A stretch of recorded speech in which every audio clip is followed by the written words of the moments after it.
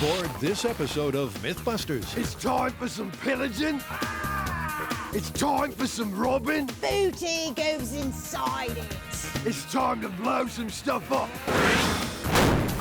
It's time for the MythBusters Pirate Special.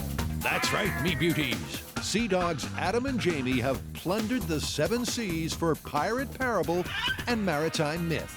I'm so pumped. First, do more seamen die from the wooden shrapnel than the actual cannonball? Definitely made a lot of shrapnel. Then Carrie, Grant, and Tori have their eye on the story that pirate patches were a night vision aid. That was quite funny. Next, Adam gets dirty and Jamie cleans up. Will rum remove everyday pirate stains? The plight of the pirate laundryman.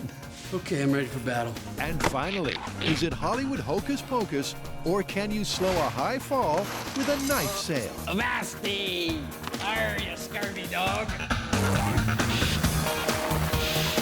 Who are the MythBusters? Adam Savage Danger is my middle name. and Jamie Hyneman. Between them, over 30 years special effects experience. Joining them, Tori Belleci, I'll miss you, buddy. Carrie Byron, Don't try what you're about to see at home. and Grant Imahara. I'm pumping as fast as I can! They don't just tell the myths, they put them to the test.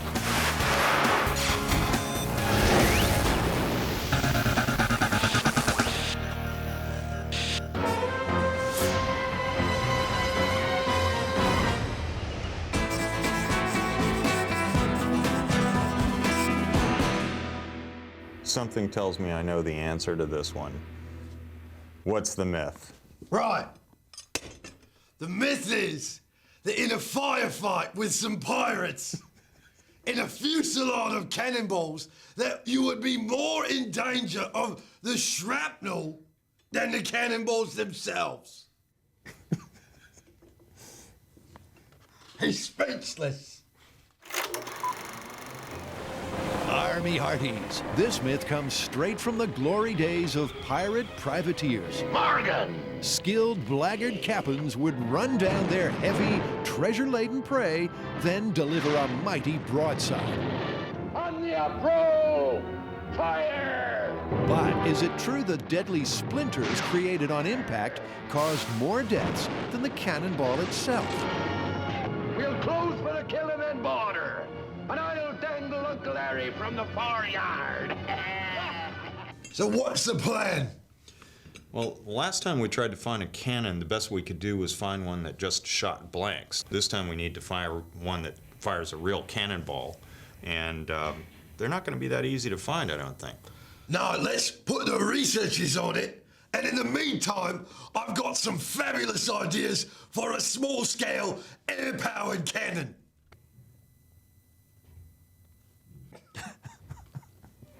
Turn your face around. Now, if ye be unfamiliar with pirating ways, listen up and listen close. It's Pirate Speak lesson number 1. A pirate woman is more commonly referred to as a wench. Adam briefs myth wench Jess. If an air cannon is to be substituted for a real cannon, it still needs to fire a ball at much the same speed. What I want to end up with is the slowest possible speed a cannonball could hit a boat, because I don't think we can match the highest slowest? possible speed with the air All right. cannon. All right. So while Jess hits the history books to find out about muzzle velocities, Jamie tells us more about the plan. It's time to get started on the miniature air cannon. This will be a 20-foot long Schedule 40 pipe with another Schedule 40 pipe and a cap on it on the other end. And a valve will go between the two, and we're just going to pressure the thing with shop air, turn the valve on, out goes the ball into the wood. That long pipe is no accident. It allows the air to be focused behind the projectile and get the most possible force on the ball. This one is going to be firing a 2-inch ball bearing. Not exactly what you would have had in ye olde times. They happen to be the easiest thing for us to get a hold of because people generally don't fire these things these days. While Hotshot Hyneman puts together a target, old Redbeard Savage gets down to the finer plumbing. I just don't want any leaks. I don't like leaks. Grab some air. To maximize pressure, all leaks have to be accounted for. Adam displays the time-honored pipe-hugging method of checking for leaks. Of course, he could have just had a look. Myth wench Jess has crunched the numbers. For a blistering broadside, a typical pirate cannonball travels at more than 900 feet per second. That's way out of their little cannon's league. But they think 600 feet per second will be sufficient to splinter the wood in a meaningful way. So, Adam, what are you looking for from this test? There are 3 things we want to get out of this test.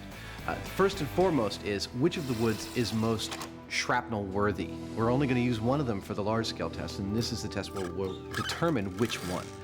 Second is there a death zone around the point of impact? Do splinters travel in a specific direction? And third, do they travel with enough speed to have a seemingly deadly amount of power? Do they penetrate?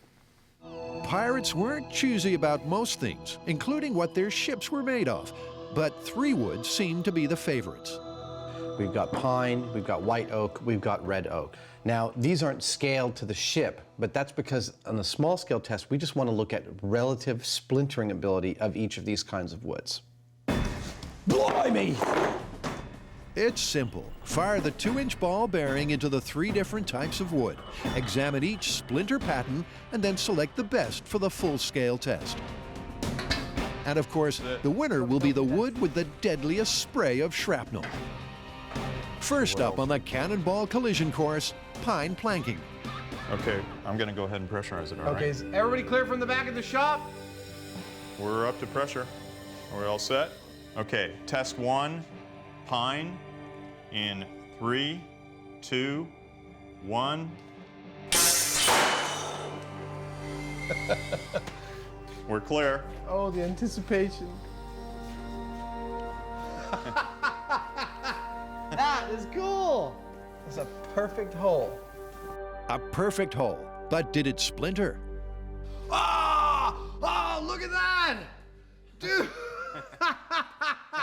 that is an excellent thing. That is awesome. Yeah. It's just a beautiful result. Okay, well, let's reset. With Adam and Jamie up and running, let's take time out to tackle a tale of tricky pirates and their eye patches.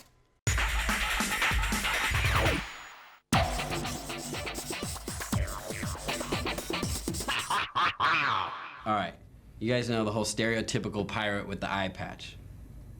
Yeah, you do. Well, apparently it wasn't to cover up an eye that had been gouged out during battle. Well, the myth surrounding this one is actually really cool. I mean, the idea is that both of their eyes are perfectly fine, but kept one eye covered with an eye patch to keep that eye constantly night vision ready. So if you had to dip down below decks during the day, or fight a battle at night after having been inside reading maps. All right. So we're gonna have to figure out a way to test this one. Aye, aye, Captain. Aye, aye. For all their army hearties and avast ye scurvy dogs, this myth would suggest pirates were no fools when it came to eyeball anatomy. According to pirate folklore, by wearing a patch over a perfectly good eye, a pirate could exit the glare of a ship's deck, shuffle the patch over, and enter the dark below, or leave a well-lit room below decks to fight a nighttime battle up top. Well, we've got the eye patches. That part's easy. I think now the best thing we can do is go talk to an ophthalmologist and see if the myth has any merit to it before we start. Then we can figure out a way to test the night vision, maybe like a pirate-themed obstacle course. Well, if we're building this obstacle course, we're not gonna be able to test it. So we'll save this one for Jamie and Adam, let them test it out. We can make them wear pirate outfits. It'd be perfect. While Tori and Grant begin building an obstacle course uniquely designed to test a pirate's night vision, You guys should maybe just stand back in case this thing falls. Carrie is off to see an eye doctor. To test out our pirate eye patch myth, I've come to UCSF to their ophthalmology department so I can see the science behind your eyes adjusting to the light and the dark. Now, the whole idea of this is that the eye patch isn't because you have only one eye, but it's supposed to keep night vision in one eye so that, you know, intruders coming onto your ship, you can quickly change eyes and still have that night vision and maybe have an advantage over them. So that sounds to me like a plausible myth, and the reason is that if you keep one eye covered with a dark patch, you can keep the nighttime vision cells from getting exposed to light, and you can keep their sensitivity in darkness. And that works because the eye has two major sets of cells, cones and rods. The cone-shaped cells in the retina enable us to see fine detail and color in bright conditions. And the rod cells, which are super sensitive to low levels of light, help us see in the dark. But the catch is, after being in the light, it takes a while for the rod cells to get warmed up for night vision. So I'm wearing my pirate eye patch. That means I've got the rods active on that side and then the cones active on the eye that can see? That should work. That should be exactly what's happening. Okay, but this is MythBusters, where we leave no theory untested. Basically, Carrie gets an eye patch and allows the covered eye plenty of time to adjust to the dark. Dr. Duncan then bleaches Carrie's other eye with bright light. This feels sort of dizzying. I kind of feel like I'm in that movie Clockwork Orange. She then tests to see how long it is before Carrie can see low levels of light again. For a comparison, the test is repeated with the already dark adjusted eye. So here's how you did with the unpatched eye that had all the light. It took about 25 minutes for you to see the dimmest level of light you could see, or took about 25 minutes for your rods to recover from that bright light. Now, if we look at the eye that was patched the whole time, wow, what a difference. Exactly. As soon as we turned off the light, you were immediately able to see as dim a level as you were able to see after about 25-30 minutes in the eye that had been exposed to the bright light. So the patch allowed you to have good sensitivity of your rods right away after the bright light. So it looks like Carrie has got the science behind the eye patch myth covered. And if she can find her way to the door, we can move things along. I can't see anything still.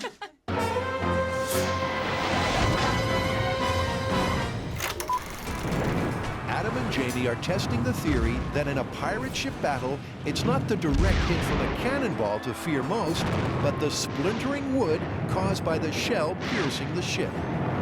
Okay, so this is a small-scale cannon test, and since we can't fire black powder cannon inside of Jamie's shop, we build an extremely large air cannon.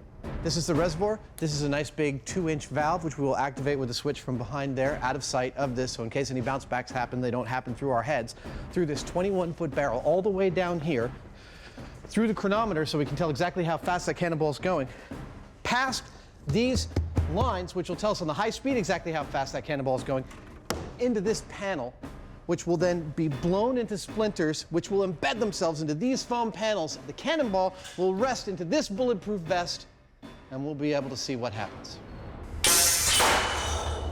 Our first test with the pine was actually pretty spectacular. The shrapnel created is quite nasty. It looks like, you know, this whole area would be a bloody mess if you happen to be standing right next to it. Wow. That is awesome. Splinters aplenty, but has it achieved the 600 feet per second ball speed required to simulate a genuine cannon? 273 miles per hour. It's slower than I was hoping, but it's still pretty darn fast for a 20-foot barrel. So the air cannon isn't quite up to speed, but at this stage, they're just comparing the relative splintering qualities of the wood. And seeing as they are already achieving an impressive spray of shrapnel, they're going to move on. Next on the Cannonball Run, White Oak. 3, 2, 1.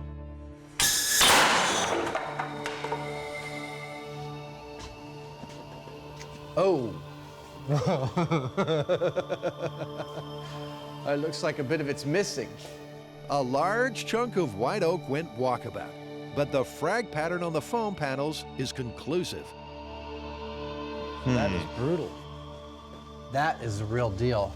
I mean, these things are almost obliterated.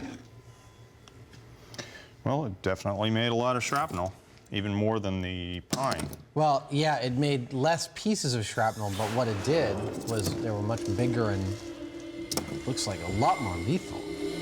Looks can kill, but can the splinters? Based on what I'm seeing, the shrapnel coming out of the oak would be considerably more deadly than the pine. Not only are the pieces, like the splinters coming off of the oak, larger, but the wood itself is denser, and I can't help but think that it'd penetrate a human skin or flesh better. I was pulling the tape off of this to reset it, and can you guess? Some of it's stuck into the wood. Uh-huh, right there. Yeah, they're larger, heavier pieces, and so, you know, that starts to make me think that this would be possible. You know, it'd be possible for somebody to be killed with a splinter like that in the right place. Yeah. And remembering that we're only at around, what was it? Yeah, we're at half the speed and half the size of a real cannon. That is awesome. So of the two woods tested so far, white oak clearly has the deadliest potential. The final test is red oak. In 3, 2, 1. I love this. Thunk. It's a bullseye every time, and the wood is flying. Yeah, it's more really, really, really big splinters. Well, is there anything sticking through the back of the wood? No, although the foam is definitely much more decimated on this test than any of the others. It doesn't look like any of the shards penetrated as deeply as they did with the white oak. So, Adam, day one of playing pirates almost through. What say ye to the myth? You know, I wasn't so sure about this myth when we started. I mean, like, what's more lethal than a cannon shot? But I'm looking at this, and I'm really thinking that there's some meat on the bones of this thing, that it really actually might be plausible, because these shards of white oak were stuck into the plywood and pine boards that were our backstops. That takes a lot of energy to jam wood into wood like that. It's been a good day's science, and most self-respecting pirates would head home. But Adam has little self-respect. Now let's fire into something really fun. What do you have in mind? Well, we got a we have a big cast ballistic material head of Grant. Okay. Pirate Speak lesson number 2. A young, likable pirate is affectionately called a scurvy dog. And Grant, the MythBusters version of a scurvy dog if ever there was one, has cast his own face in ballistics material. There's no scientific purpose to this at all. This is totally just for fun. We rarely finish with a little time extra, so we might as well use the equipment we've set up. Grant's face, test number 1 and only. Firing in. 3, 2, 1. It was a successful blast, but surprisingly, Grant looks uninjured. Something happened. It didn't go through his face. Are you sure? I'm positive. What is the back of his head? There's no exit. There's no exit wound. I think it. It hit him. What's that? It went right through. No, that's. Yeah. That right there. Wait, let me see.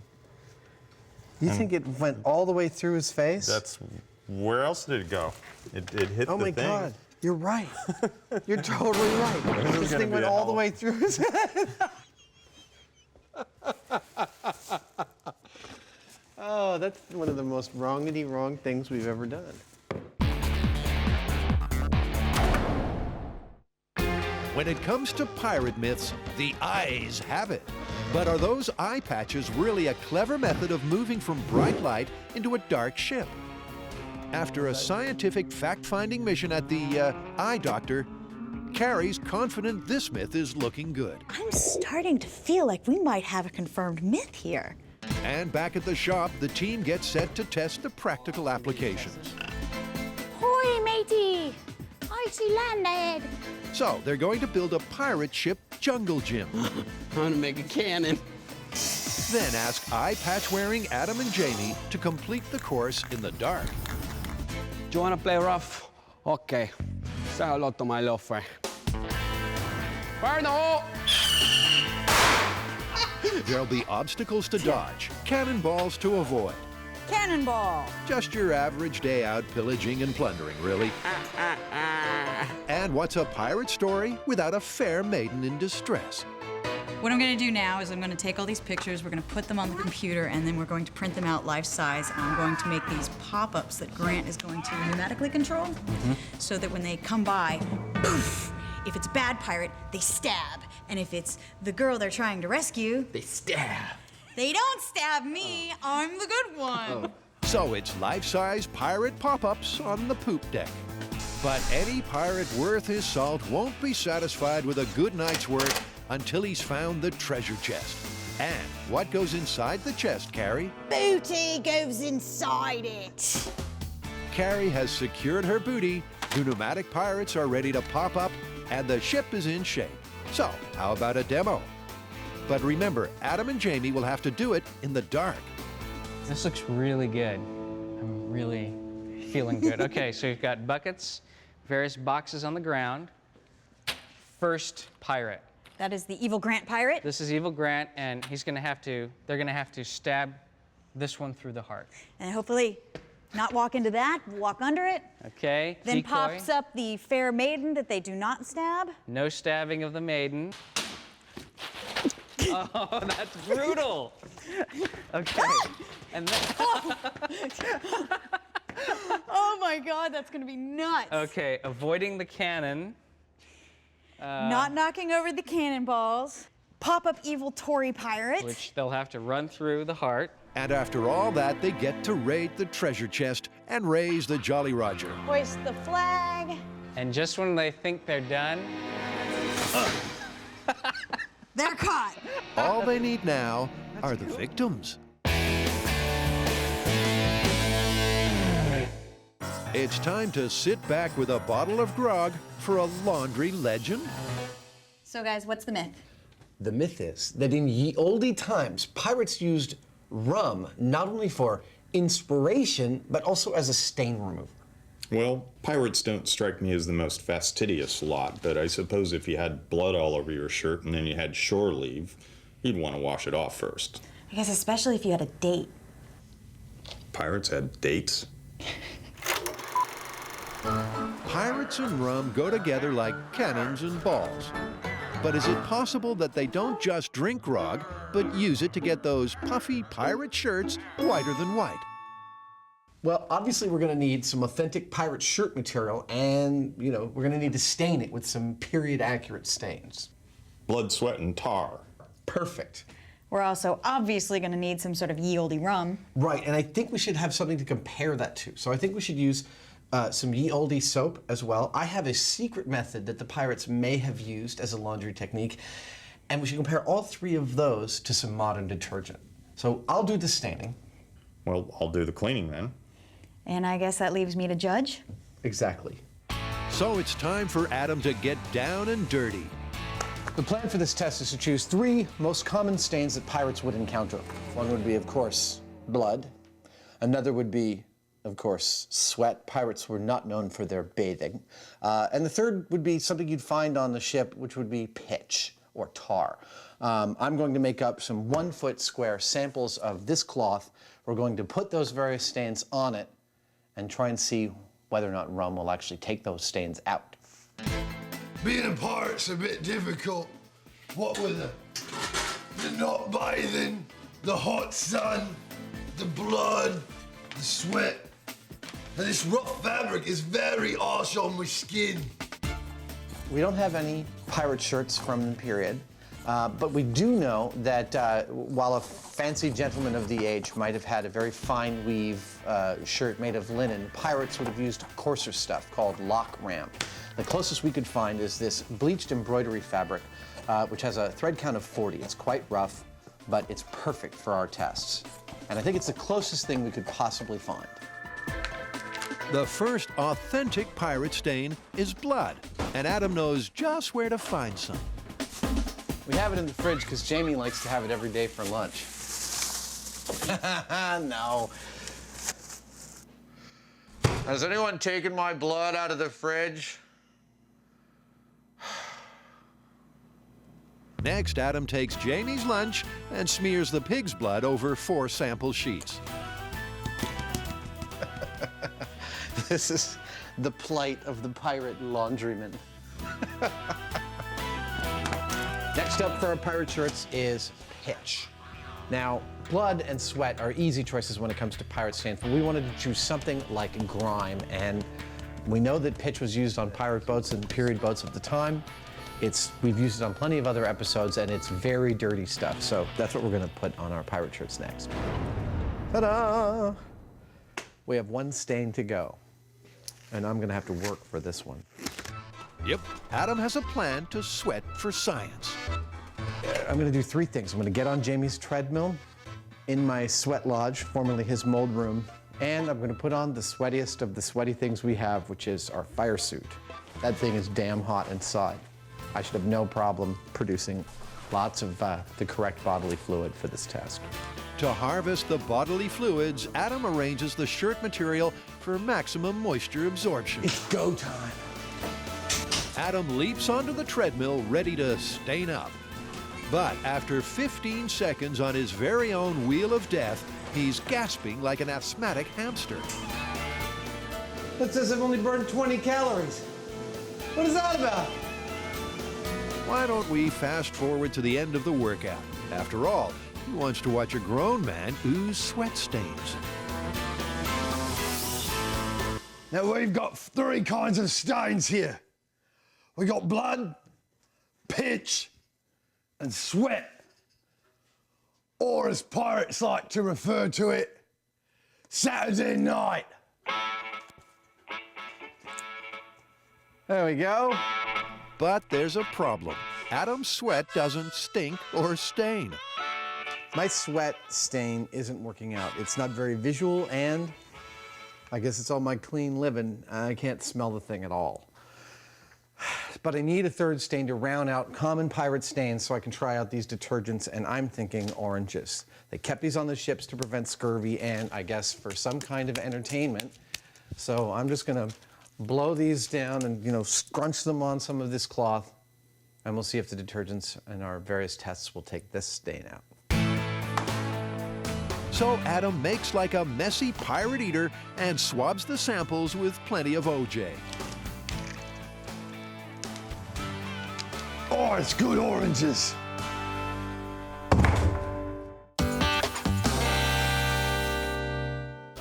Carrie, Grant, and Tori have set sail on the eye patch myth, and they're ready to press gang Adam and Jamie into service. Oh, she's scared of me dogs.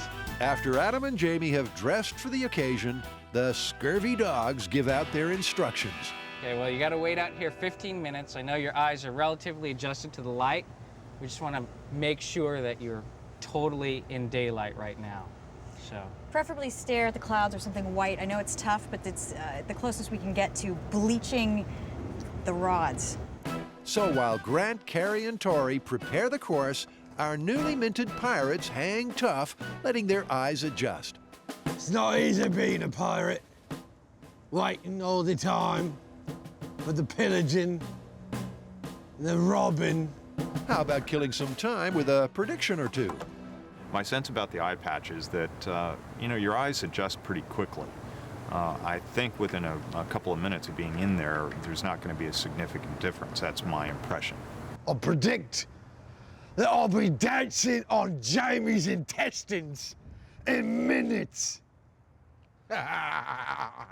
Before the intestine dancing begins, Piratess Carrie and her translator Grant the Parrot have the rules.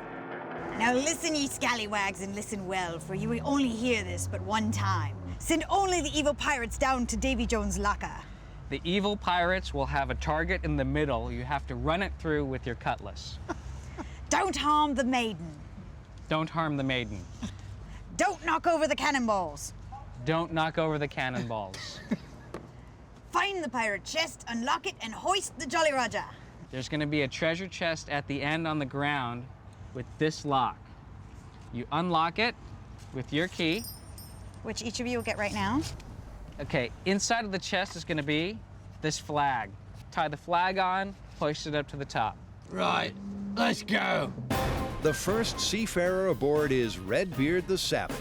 He needs to instantly see in the dark with an eye that's been subjected to bright light, while his dark-adjusted eye remains patched. Right, lads, let's go get him. Oh, I can't see a bloody thing. All right, now we release the pit bulls. Look at him. He looks like a blind pirate.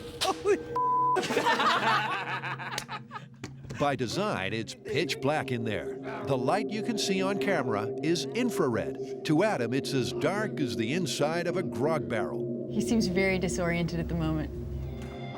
Right from the get-go, it's pretty obvious that Redbeard is having trouble finding his sea legs. When you go from bright light into the dark, you're as blind as a bat. Oh, he's about to hit his head. Oh, he's climbing over the saxophone. He's going the wrong way. The hardest possible route to take. Okay, he's coming up to Carrie. He just got hit with the bag.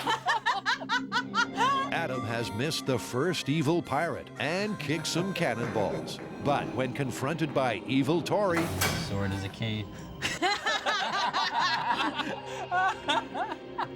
he can't decide who it is until he has a quick feel. All right, he's not really. I bet it's a pirate. There he goes. There he goes. Good one. At least he killed one. After a fun-filled 4 minutes, Adam's eye is starting to adjust to the dark. He now knows his port from starboard. Okay, he's opened the chest. Nice. Very good. Nice. Gonna get the flag, turn around. And the final task is noticeably easier.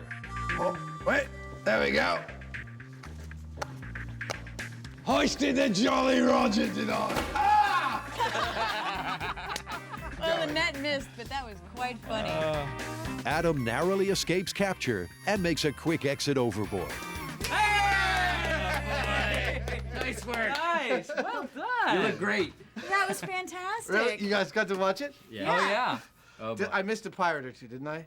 Yeah, you did. You missed the one pirate in the beginning. I could not see it. I mean, literally, it's just black. I came across this thing that had a piece of paper in the middle, and I figured that was a pirate. Yeah. Subjectively, Adam was in the dark, but Carrie was in the crow's nest keeping time. So let's get the official results. I'm very, very impressed. He made it through all of that darkness of the obstacle course in 5 minutes and 20 seconds. He only got 2 time penalties. 1, he didn't stick the first pirate, and 2, he knocked over one of the cannonballs. So in the end, 5 minutes, 40 seconds, Adam's first test. Okay, it's time for Captain Hyneman to board the ship, find the treasure chest, and hoist the Jolly Roger. And just like Redbeard, he's completely in the dark. He fails all the tasks except for taking out Tori. Kill you? You got it. But after that, it's back to feeling his way around. They really are super blind. They really can't see anything. Oh, he's totally disoriented. Maybe. He's gonna steer the ship. It's taken a while, but Jamie finally raises the pirate standard. Caught with the net. The big question now is, what difference will it make when our myth-busting pirates switch eyes?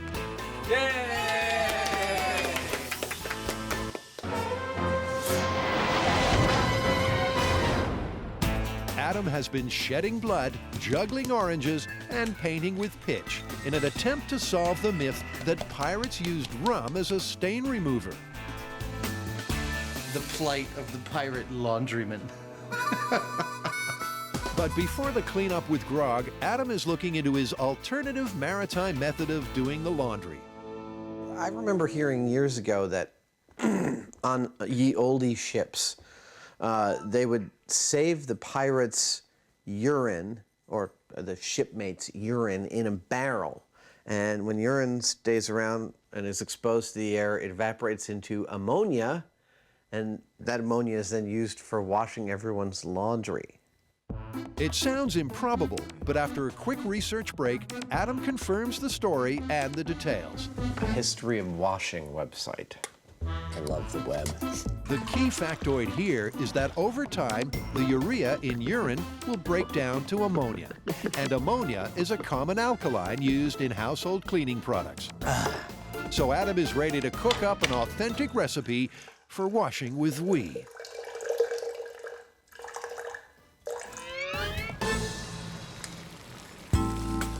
What I am trying to do here is reduce some urine or wee-wee to a more raw essence of wee-wee. The recipe for using urine as a cleaning agent, like the pirates might have, calls for stale urine. I do not have a stale urine, but I have a hot plate. So, I heat it for a while, boil the water out. I get more stale urine, or wee-wee. I can state from experience that this job does not make you the most popular guy on the boat. Just be thankful that from the safety of your homes, you can't smell Adam's eau de toilette. Notice that it is a much darker color, and this time I have only 300 milliliters. I have reduced it by half, removing mostly water, leaving the essential chemicals for washing. And for the washing, it's time to tag team Jamie. I've got 3 ye olde cleaners and 1 modern cleaner to try out on each of these sets of samples. I've got ye olde soap, made in the way ye olde soap was made. I've got ye olde rum, which is the crux of our myth, that they used rum as a cleaning agent. I have some stale wee, which is broken down mostly to ammonia, which was also used as a bleaching agent on pirate ships, and I have modern detergent. Your task is to try each one of these out on all 3 of these samples. I'm glad we're near the ventilation booth. To fortify himself for the job, Captain Hyneman has a swig of grog and puts on the rubber gloves. Okay, first off is the P. He then goes to work on the bloodstain. Bloodstain's pretty tough for any kind of detergent, even modern ones, and especially once it's set. If you had done this when the blood was fresh, it might be a lot different. So far, it is acting clearly as a solvent for the stain because it's spreading it out, but it's not removing it. Next, Jamie uses the urine to tackle the tar and citrus stains. He then repeats the process with the authentic 17th century soap, modern detergent containing the powerful stain remover, hydrogen peroxide. And last but not least, the rum. But straight away, Jamie spotted a fundamental flaw in the myth. I would think that any self-respecting pirate would rather drink it than use it to clean a stain out. So that's all 3 stains scrubbed with all 4 cleaning products. And it's soon apparent that the only thing coming out in the wash is a negative conclusion to this myth. It seems the solvent and stain-removing properties of the alcoholic rum are limited. Dispatches the rum and the various stains in. I can tell right off, just immediately, that the rum did the least good job of all of these different products. It did less than the soap, it did less than the detergent, it did less than the urine. You heard that right. Incredibly, Adam's urine recipe is looking good. And Jamie's work here is done. So it's over to Carrie for the judging. If you're ready, Carrie, we have washed each of these 4 piles, 1 in rum, 1 in ye olde soap, 1 in stale urine, and 1 in modern detergent. And you're to look at all 4 of these and tell me which one you think got the cleanest, which one's the second cleanest, etc. Okay, light red. That one's pretty good. Little yellowish. That looks bad. Okay. Nobody got the tar out. That's, this is redder. Tar's a little better. Okay, the tar is bad on that one, but blood's really good on that one. And, okay, whatever this one is the worst. Okay, I would say that this one's the best for blood. That one's the best for tar. All right, so the worst one was ye olde rum. Ah, busted! Your best one for blood was stale urine. And the best one for the tar was detergent, the modern detergent. Yeah, those are the 2 best. The soap didn't really work well at all. Well, I think that pretty much definitively busts this. Rum as a cleaning agent, totally busted. Yeah, it's busted. I agree, busted.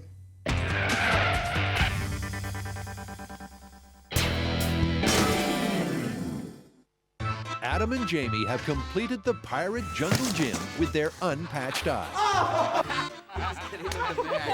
With hilarious flailing in the dark results. Now to the heart of the myth. Will the canny use of an eye patch and an already dark adjusted eye give our amateur pirates an advantage? They're about to find out. Jamie and Adam have been sitting outside. They have the patches on, so their eyes are adjusted to the dark. They're gonna come in, switch the patch to the other eye, and then go through the course. To prevent Adam and Jamie clocking a faster time because of familiarity with the course, the obstacles have been switched about. Adam's excited. I'm so pumped! I can't wait to switch this eye patch! Yeah! The myth suggests Adam should do this test a lot quicker than his 5 minutes of fumbling and stumbling with his light-exposed eye. He swaps the patch. Now, the eye adjusted to dark is uncovered, and in he goes. It's like night and day. And it's immediately obvious the switch has worked. Wait, is that a pirate? Oh. Wait, is that a pirate? Oh, it's a lass. Before the team in the crow's nest can say, "Walk the plank, you landlubber," Redbeard is almost done. Looking at 1 minute, 12 seconds. Oh, I know, he's already killed his time. There's my Jolly Roger. There's my flag. Oh my God. I can't believe the difference. And there we go. Oh, the net fell on me. Oh. That was like night and day. That's nice. That was incredible. The difference, is it unbelievable? The difference is amazing. I really didn't I can't see.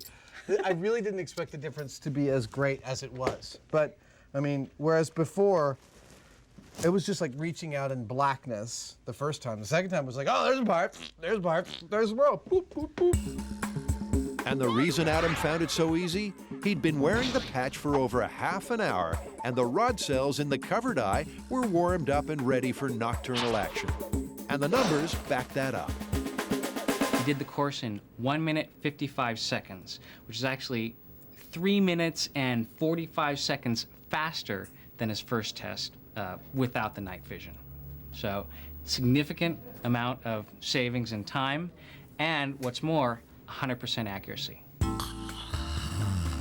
While Redbeard rests up after a hard night's pillaging, Captain Hyneman launches into the fray, swapping his eye patch so he can use his dark adjusted eye. How's that? This is like totally different. No flailing in the dark this time. He's more than twice as fast and twice as accurate. Yay! That's amazing. Yeah. That was, I never would have believed that. You know, it would have taken me, I guess, a half an hour or something like that, just sitting there in the dark to get what I just did with switching the patch. It's excellent. Yeah. It's just what we wanted to hear. The myth clearly has bright prospects, but they're going to run it one more time with their light-adjusted eye. And Carrie has a trick up her sleeve. We've left the course exactly the same as when they went through it with the adjusted night vision eye. This way, we can totally empirically prove that if they can get through this course and it takes them twice the time or any more time than it took them with their adjusted eye, we've definitely proved this myth. Go get him, killer. Ready? Ready? Let's pillage! I don't know if that's legal in California. Once again, it's obvious that the dark adjustment is a massive advantage as Adam struggles to plot a course. This was truly an excellent control. I mean, it's difficult to tease the science out of this myth because it's such a subjective thing. However, I have to say there's nothing subjective about the fact that it was much easier with the eye that had been covered than with the eye that was exposed to daylight. And that third test proved it hands down. So that's awesome. We have nailed this one. Well, I think Jamie and Adam are pretty convinced at the results of the eye patch myth. Yeah, we ran them once with their eyes adjusted to daylight. They stumbled around the course like idiots. And when they had their eyes adjusted for the dark by using the patch, they were able to breeze through that course. And as one last final control, we sent them through that obstacle course one last time with their daylight vision. taking out the variable of them knowing the course, and they still messed it up just as bad as the first time they went through. Well, I have to say, this myth is plausible. I've seen plausible too. Plausible? You're right. Plausible.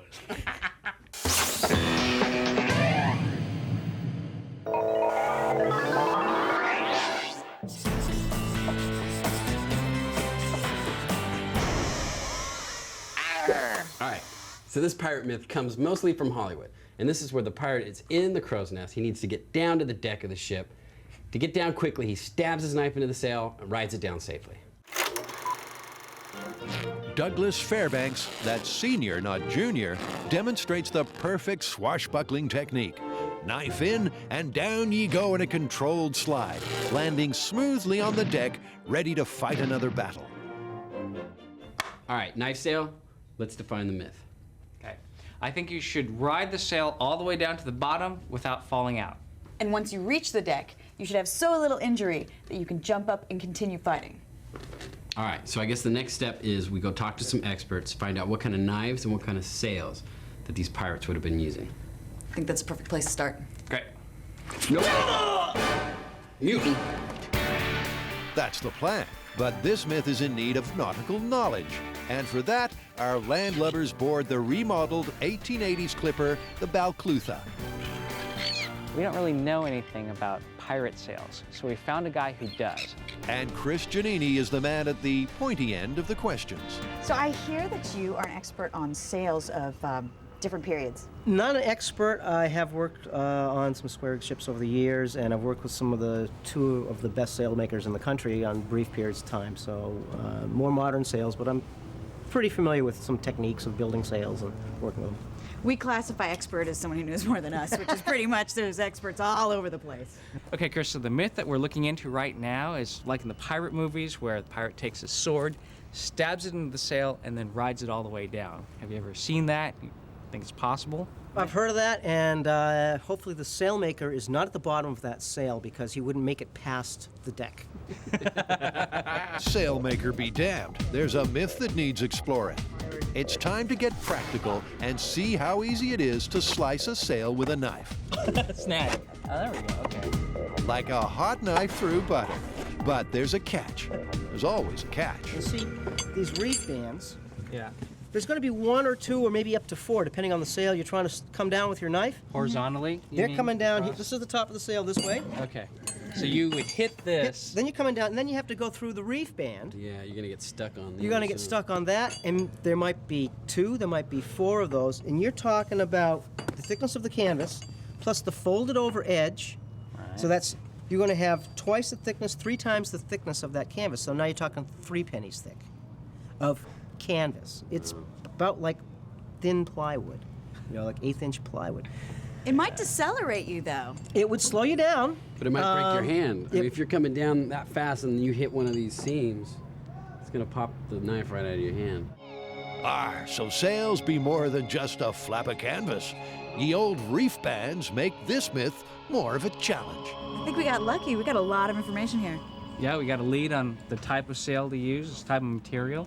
So I guess the next thing we need to do is get all the materials and take it back to the shop and test this. All right. Thanks a lot. Chris. Welcome. My pleasure.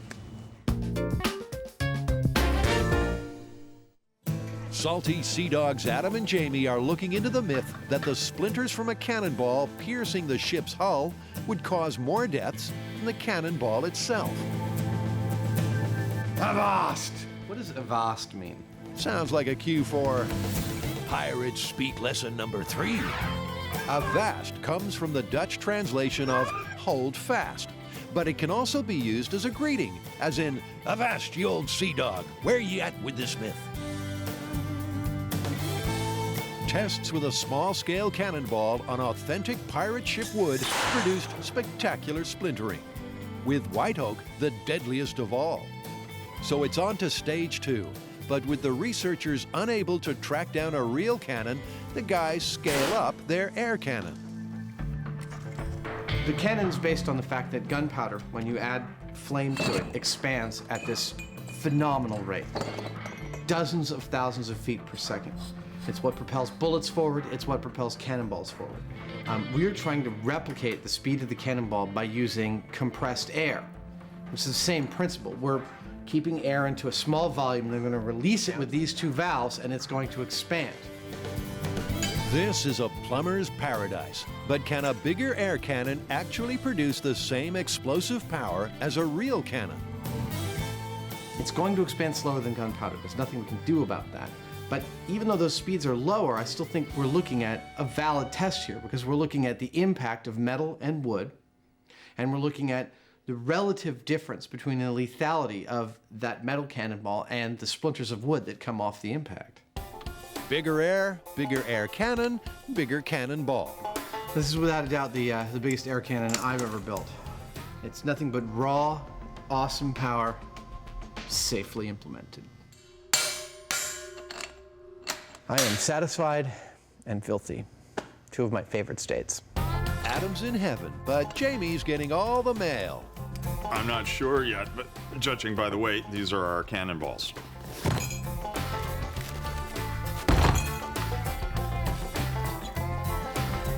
Can we get Adam down here? I want to see him juggle these puppies. Nice. I have a question for you.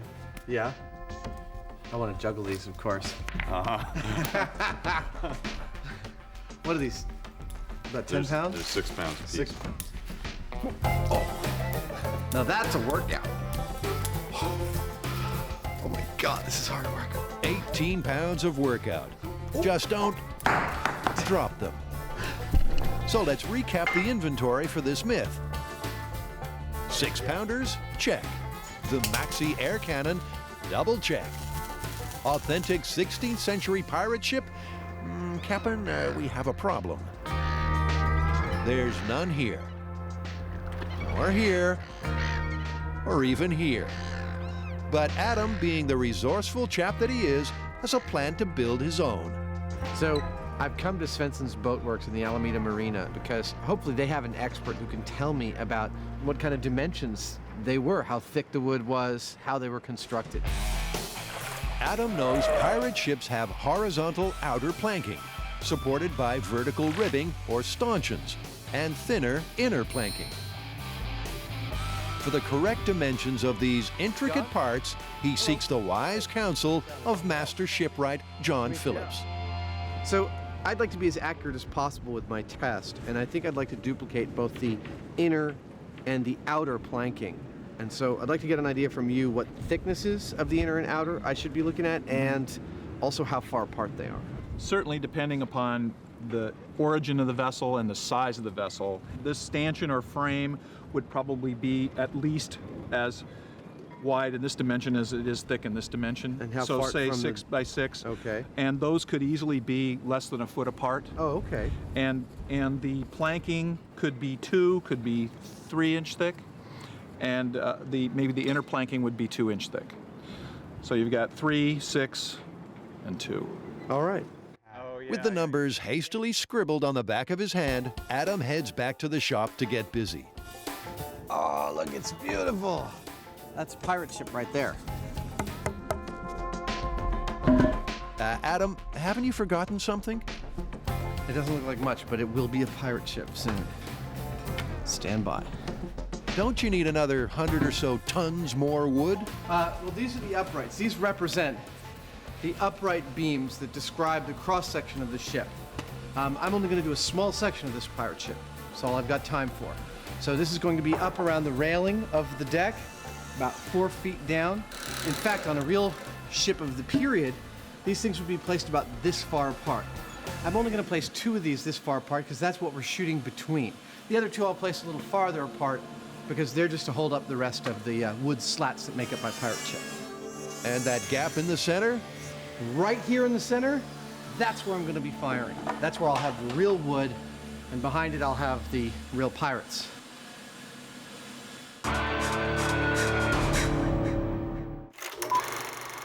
Can ye trusty dagger in a sail slow down a plummeting pirate? That's the question Carrie, Grant, and Tori are attempting to answer. So far, they've boarded the good ship Balclutha and plundered her for knowledge, and this myth won't be plain sailing.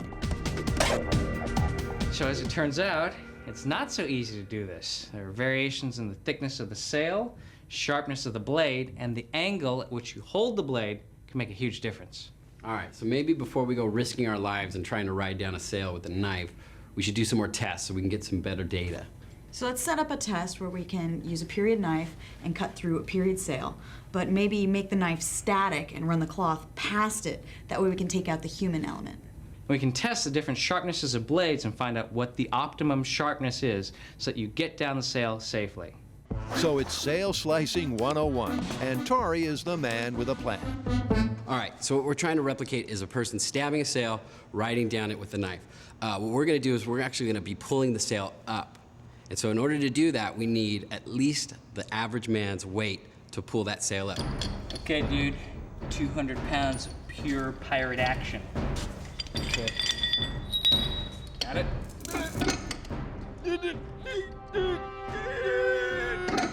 Hey, careful, you're gonna blow out your O-ring. That's heavy. It's a simple build. The knife will be locked off and a run of thick canvas pulled past it using a dead weight drum.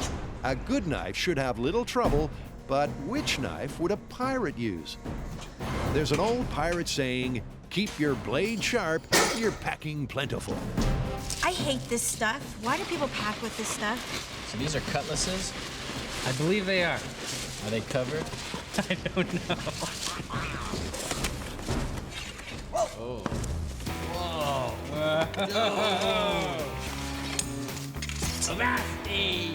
Arr, you scurvy dog!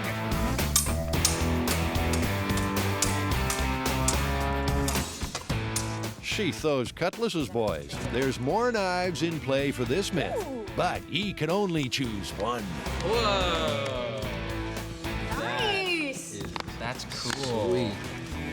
3 knives have been delivered to test the thrust and parry of this sail sliding myth. A cutlass, too long. A Gurkha dagger, not too many pirates in landlocked Nepal. So it's this stabbing knife, known as the mangosh. It's not only an authentic period piece, it's the same type used by our swashbuckling Hollywood hero. All right, so, with this whole myth, it's really important to see how much speed the knife is gonna slow you down. If you're going too fast and you hit the deck of the ship, you're gonna break your ankles. That's not good. So what we're gonna do right now is we're gonna see how fast the knife is actually slowing the sail down. Remember, the pirate has to land safely on the deck after his knife-assisted fall.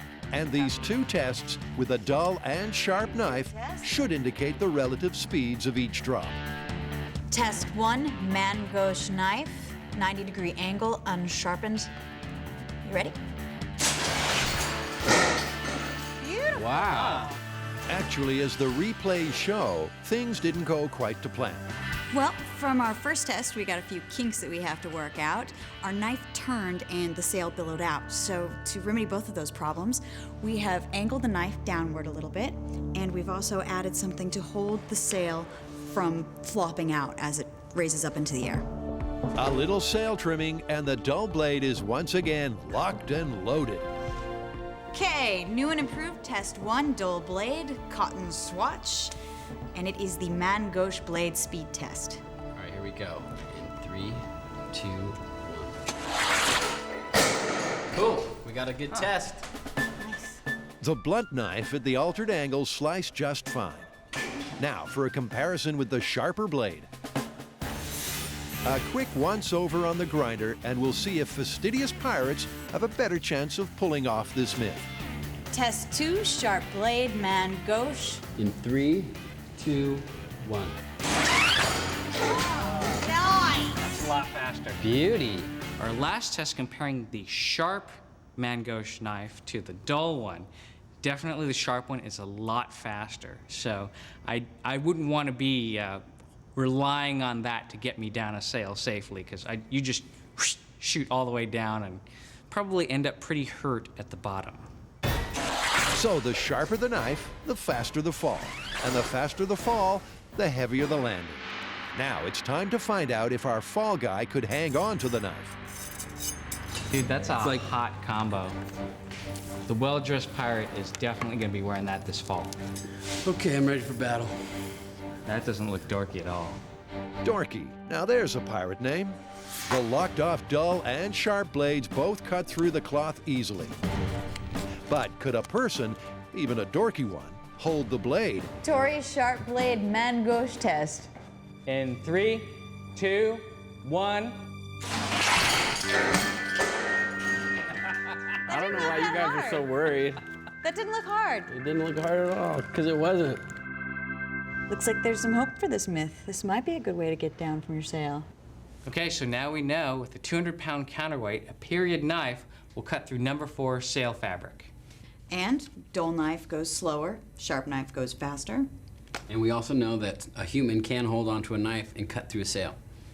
Okay, so I think next we need to ramp it up and see if a 200-pound weight attached to a falling knife will actually cut the sail.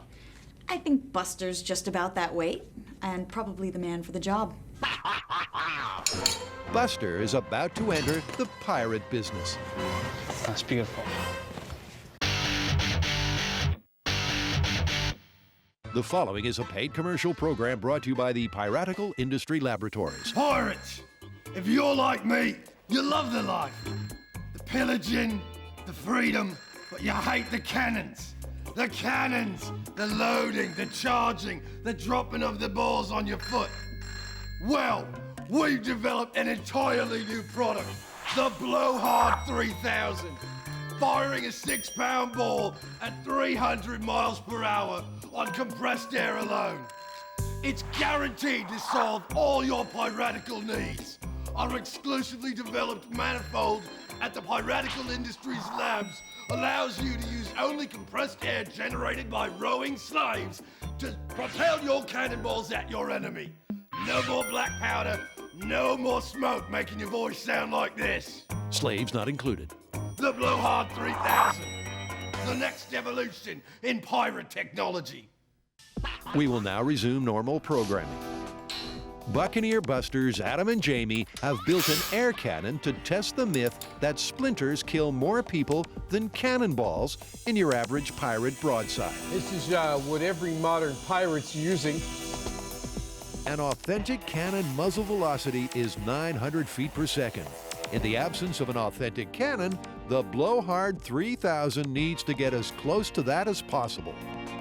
What we're doing is a final pressure test. We're topping up these tanks with a very high pressure gas that gets us up into the zone we need. When they put me in a home where I can't hurt myself, this is what undoubtedly they'll make me wear. The team looks confident, but no one knows if the Blowhard 3000 will blow hard enough. This test without a cannonball will confirm the high pressure system is working. That hurt? Okay, firing in 3, 2, 1.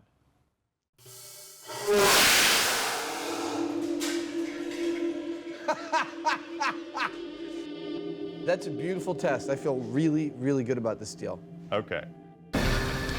A perfect high-pressure test fire means it's time to take this myth out of the workshop and onto the firing range for some serious MythBusters-style fireworks. Once again, we find ourselves on the Alameda Naval Base runway, which is a beautiful 1.5 mile long runway. Ours alone, nice and safe. I'm sorry, Adam. Did you say nice and safe? This is a 40-foot long barrel, and it's in several sections. We've got the fancy thing on the end here, and there's a lot of stuff to line up. Like the earlier mini air cannon, a long barrel concentrates the energy to create the required cannonball velocity. If they can't get close to genuine cannon speed, this experiment is going nowhere. That's what we're firing. 6.5 pound or 3 kilogram steel cannonball. To achieve the velocity that we would get out of a real cannon, we'd have to reach in the neighborhood of 1,200 feet per second. Now, we know this rig is not going to do this. The theoretical max speed that we'll get out of this rig, if we were to just totally go for it, is about in the neighborhood of 700 feet per second. which is still pretty fast. In fact, it's a huge amount of force. Huge if it works. And this test, the first with a cannonball, will find out. Adam decides that visualizing a positive result will help. It's gonna build up pressure in here. It's gonna come out this barrel. It's gonna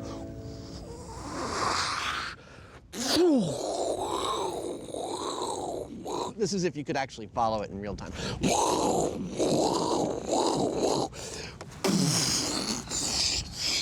And sand's gonna pour out of here and we're gonna cackle a lot. That's pretty much what's gonna happen. We are arming the cannon. Air cannon test fire in 3, 2, 1. And cue the cackle. That was cool. Cool indeed. But do we have the speed we need? It's 2,000 frames per second. So I'm traveling 1 foot every 4 frames. That's a foot in every 2 milliseconds. That's 500 feet per second. That is 340 miles per hour. That is respectable. Respectable, and it's as good as it's going to get. So, time to move on. The next step will be to find out how many people a single cannonball can kill directly. That way, when they test with wooden shrapnel damage, they have a comparison. Now that the cannon's working, the first test is to find out how much damage it would do to humans. So we're going to break out our human analogs, fire the cannon at them. Human analogs? Can we check the truck again? We've got the side of the boat made to genuine pirate ship dimensions. But did anyone pack a human analog? Explain it again, Adam, please, in simple terms. We're gonna shoot at the boat from about point blank range, so it'll be here, the pigs will be here. Hold on, did Adam say pigs? These are 450-pound pigs. Pigs are used the world over as nearly perfect analogs for humans. They have similar amounts of body fat, similar skeletal structures. While they look quite different, they act very much the same under a lot of conditions, including getting hit with a cannonball. Rest assured, our scientifically accurate porcine pirates were humanely slaughtered. But instead of being destined for the supermarket, they've been selected for a higher purpose. Wake up! Time for science! The myth is that more people died from splinters than from actual cannonballs. And if we want to test it as more than just a numerical anomaly, we want to know how many people a single cannonball could kill. So we've lined 4 of them up in front of the barrel, and we're going to see how many sustain what we consider to be a lethal amount of damage from the single shot.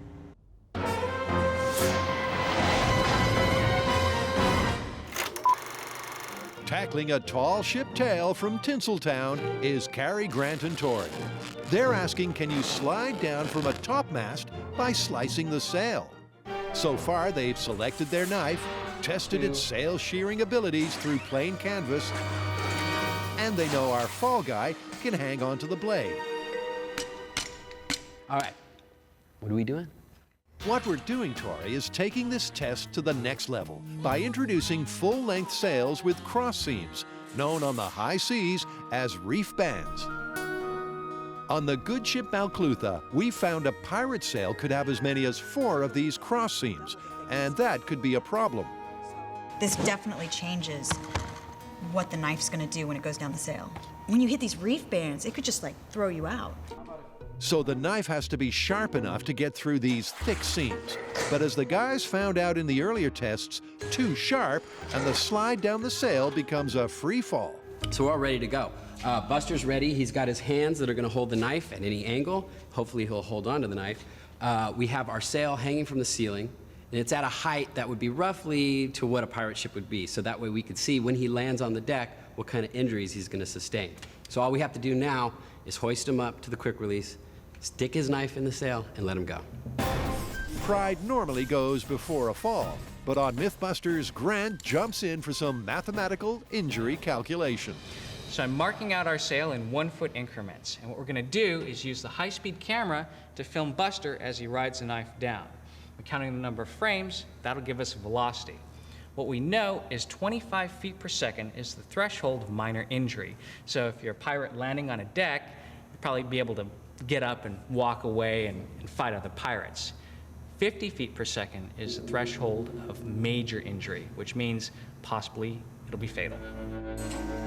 So because the myth is about our hero being able to walk away, we're looking for a speed below 25 feet per second.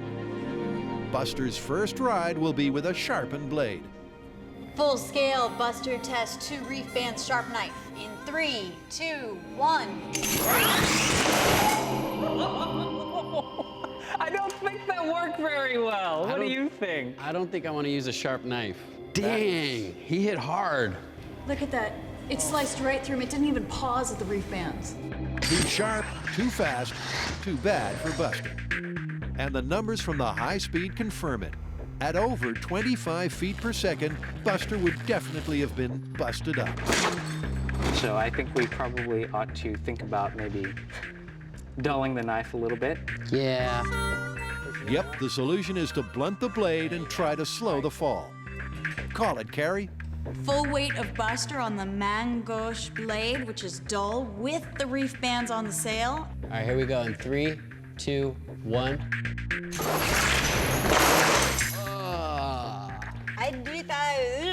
Too dull.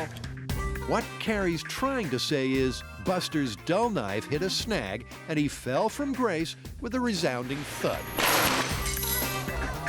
The solution is a knife that's sharp enough to cut the reef bands, yet dull enough to slow our fall guy's fall to a safe speed.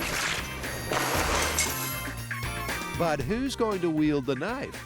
It's obvious that Buster's a bit of a stiff, and our mythical swashbuckler knows how to absorb a fall, something Buster never picked up at stunt school. So for the best chance of success, we need to inject some humanity into this myth. Well, let's find a safe way to do this, and then one of us, and by us, I mean you, can go up and try this out. Twist my arm. All right. Tori gets the blade ready for the final human on sail test. Not too sharp, not too dull. Either way, I'm screwed.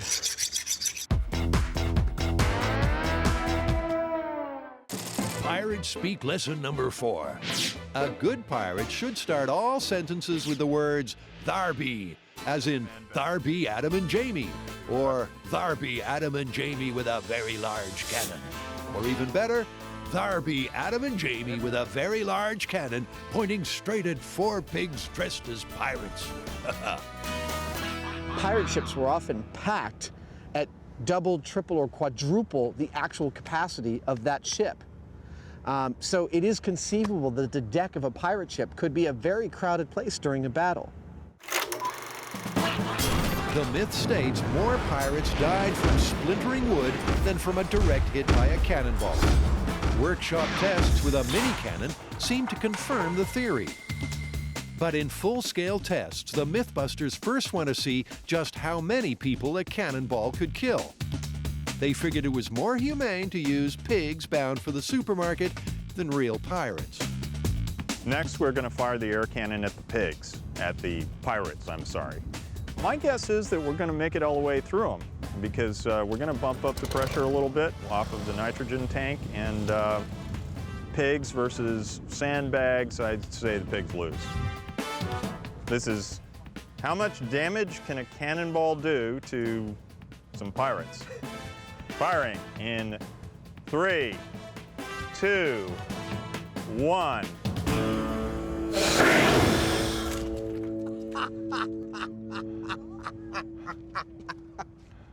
That is so wrong. Wrong maybe, but did any of our pirate substitutes survive the broadside? He's dead. Yeah, I'd say so. All right, here's your second pig. Well, I can see it over here. He's dead.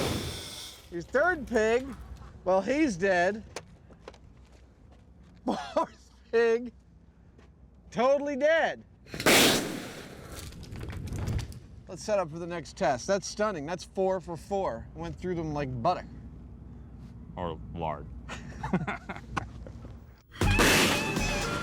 killed 4 little pirates and didn't even knock their hats off practically. Well, maybe one of them.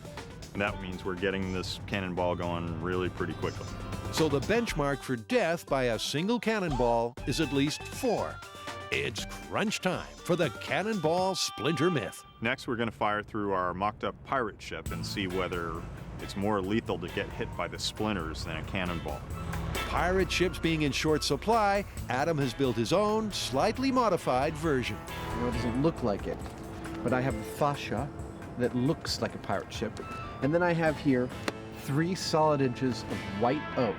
That is accurate to the outside cladding on a period ship that a pirate might have commandeered. Then there's a 6 by 6 inch stanchion.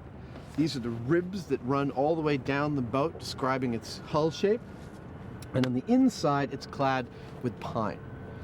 These 2 pieces are what this cannonball is going through that will generate the splinters, and they are accurate to the type of materials that a period cannonball would have encountered in a ship during battle. So for this myth to be true, we're looking for a huge volume of splinters to come out of the backside and spray the whole area, which could kill a lot of people. And it's actually more plausible than a bunch of people lining up in a row right behind a cannonball when it hits. Air cannon into the pirate ship, in 3, 2, 1.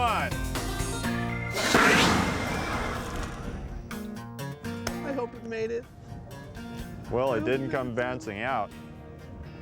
Let's go check it out. All right.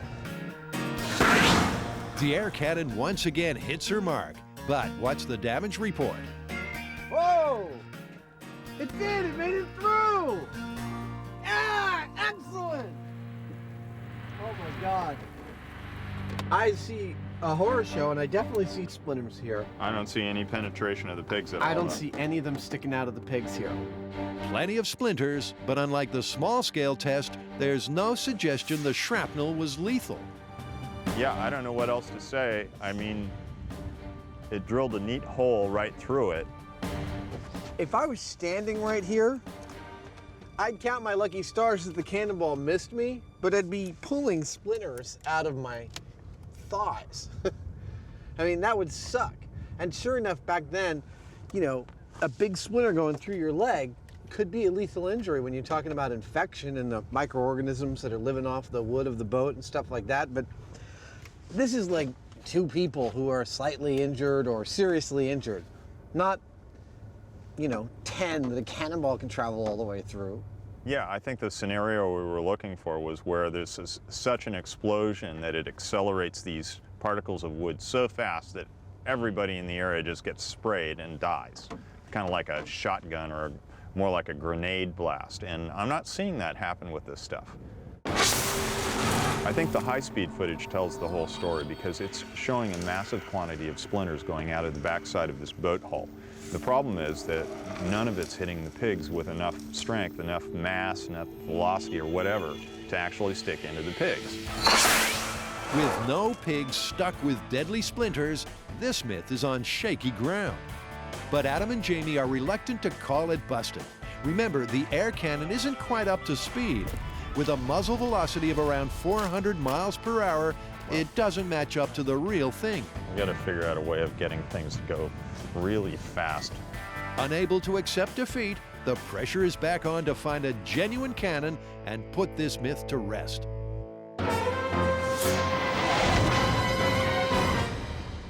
When using a knife to slide down sails, it's not the fall that'll kill you, it's the sudden stop.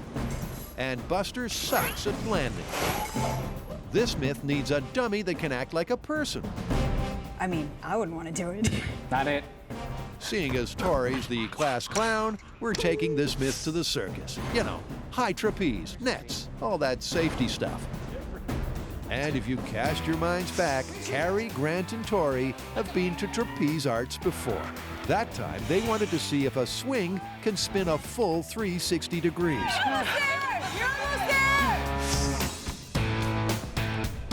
Carrie, Tori's about to attempt a life-threatening stunt. Carrie, you're just not taking this seriously, are you? Before this myth turns into a circus, thank you, Carrie, that's quite enough. Tori gets the lowdown on his knife-wielding fall from trapeze trainer Eric Braun. The net is good to handle someone my size hitting the net from above the frame. So no matter what, we're gonna be safe. No matter what, you won't hit the ground. But not, no. I said no matter what, we're gonna be safe. The biggest risk of injury is one part of your body hitting another part of your body. The most common instance of that is your knee hitting your nose. Ooh! Okay, Yeah. it's happened before. My sister broke her nose in like 14 places. Cool. You know, with her knees Let's hitting try- her face in the yeah, trampoline. I'll try to avoid that if I can. When Buster tried this trick, it looked more damaging than a knee to a nose. And with the sail set to the same Buster-busting height, Tori is banking on his partially sharpened knife to slow his fall and cut through the reef bands. All right, so what I'm about to do is climb up to the top of the sail. We're gonna do a free fall test without the knife, just to get a control on my speed. I'm a little nervous because I'm not really sure how I'm gonna land. I just don't wanna smash my face into my knees. If I can avoid that, I'll be cool.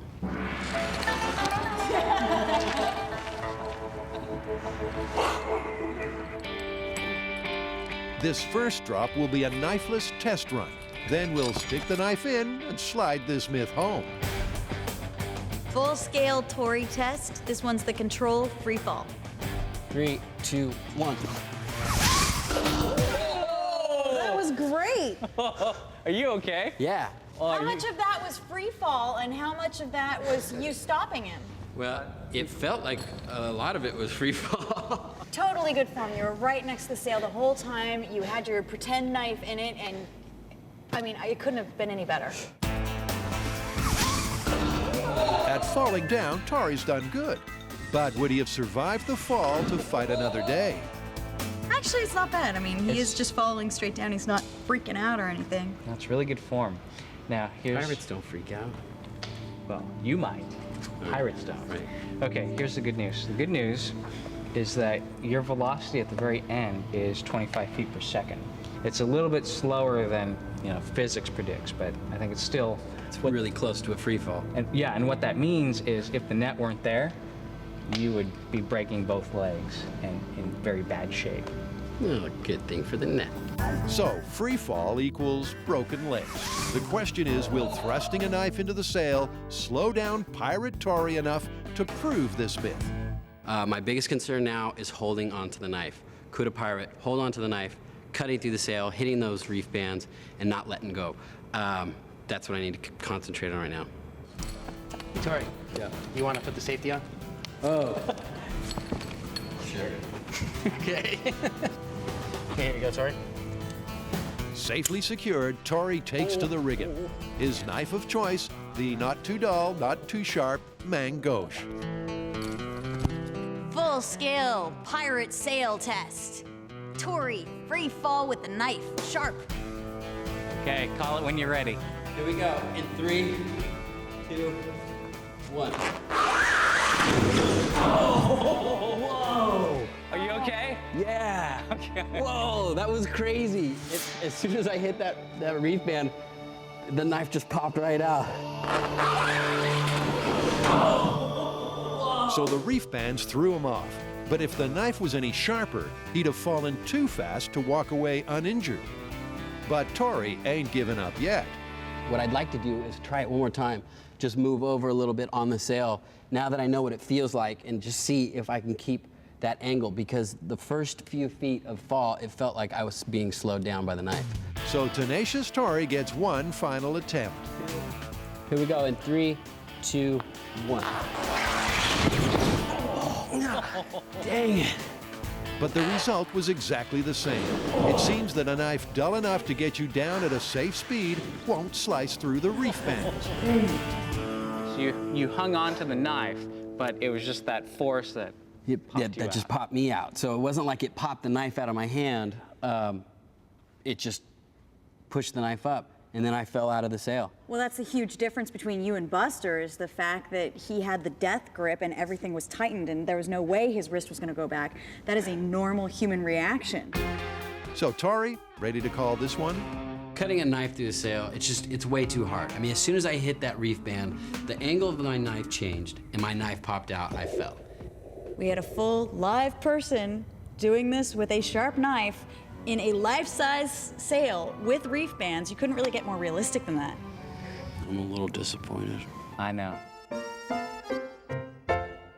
I just don't think the human wrist is strong enough to hold that angle. Plus, in a historically accurate sail, you'd have to get to not one, but 2 reef bands, and each of those has a variation of sail material of 1 to 3 layers, to 2 layers, back to 3, and then to 1. Well, and not only that, I mean, in a real-life situation, you're gonna have to have your knife just sharp enough to make it through the reef bands, but just dull enough to decelerate you. I mean, when is that really gonna happen? Only in the movies. I think this one's busted. I think this one's triple busted. Busted.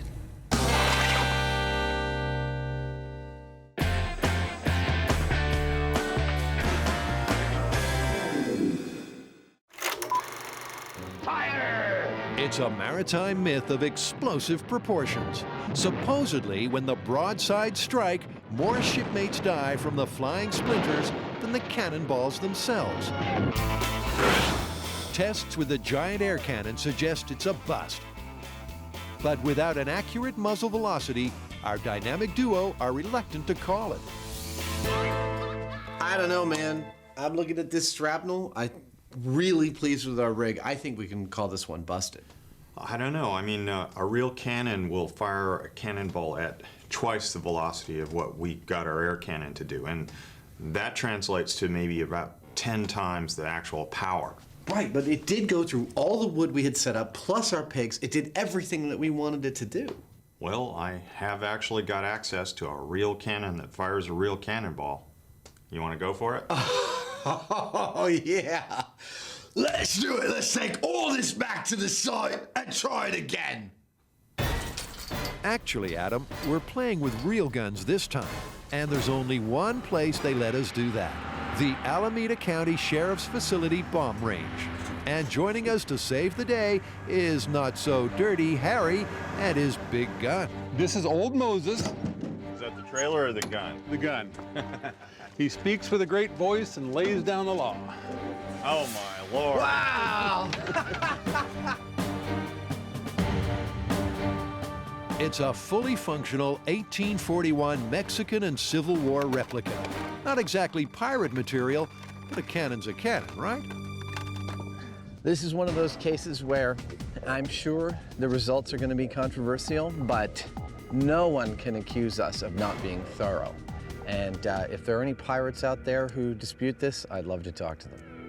The cannon that we're about to use is a piece of what is known as field artillery. Now, this is the kind of thing that would go out on the open battlefield in the Civil War and that kind of thing. We're talking about pirate cannons, but it's the same. The ball size is the same. It's the same as what we used in the air cannon. It's a proper size that you would actually find on a pirate ship. So the effect on impact is the same. This first shot into the water barrels for safety will give the team the muzzle velocity. And if Old Moses hits 1,300 feet per second, we know we're dealing with the real thing. All right, let's see if this is big enough to hold a pound and a quarter. Harry will use a 1.25 pounds of black powder to launch a 6-pound shot. Okay.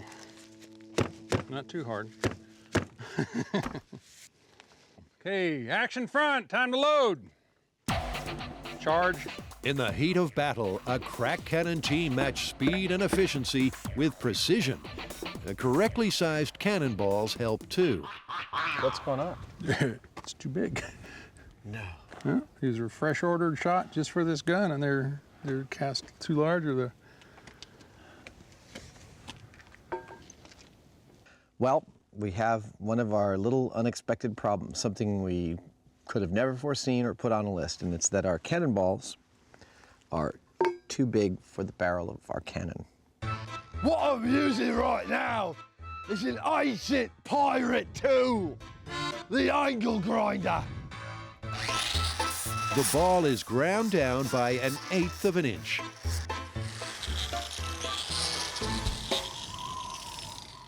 Well, that's not a pirate thing, that's a tumbleweed. On you go.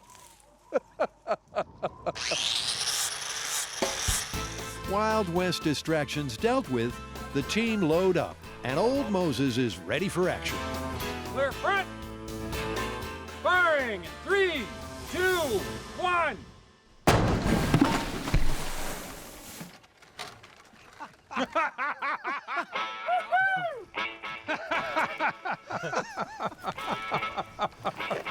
Old Moses certainly didn't hold back.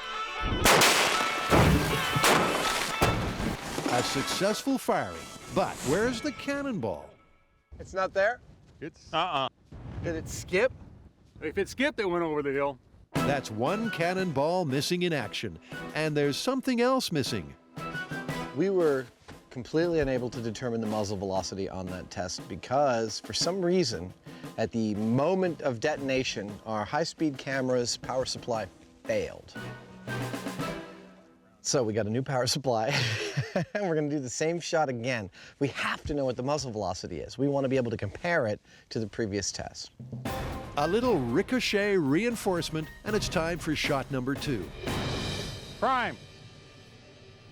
Clear front. Firing in 3, 2, 1.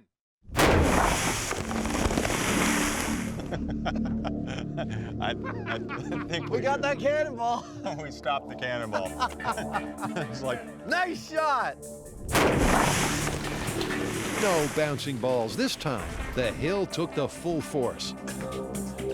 It's deeper than that.